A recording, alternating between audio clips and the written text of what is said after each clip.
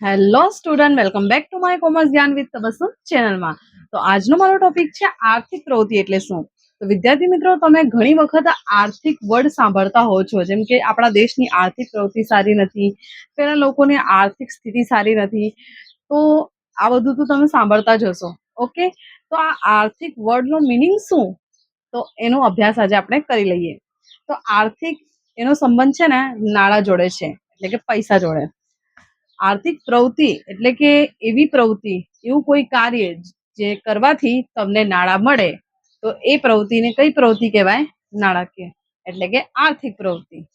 આપણે નાણાકીય પ્રવૃત્તિ પણ કહી શકીએ અને આર્થિક પ્રવૃત્તિ પણ કહી શકીએ. ઓકે, જેમ કે ખેડૂત અનાજનું ઉત્પાદન કરીને આર્થિક પ્રવૃત્તિ દ્વારા શું મેળવે છે? નાણાં મેળવે છે. વણકર, સુથાર, બહુ બધા લોકો આર્થિક પ્રવૃત્તિ કરીને નાણાં મેળવે છે.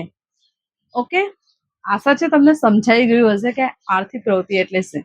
નફાના હેતુથી કરવામાં આવતી પ્રવૃત્તિ એટલે કે આર્થિક પ્રવૃત્તિ.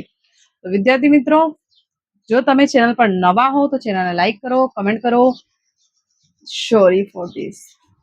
તો વિદ્યાર્થી મિત્રો, જો તમે ચેનલ પર નયા હો તો ચેનલને સબસ્ક્રાઇબ કરો, વિડીયોને લાઈક કરો, કમેન્ટ કરો અને વધુમાં વધુ શેર કરો. તો ફરી મળીશું. Bye bye.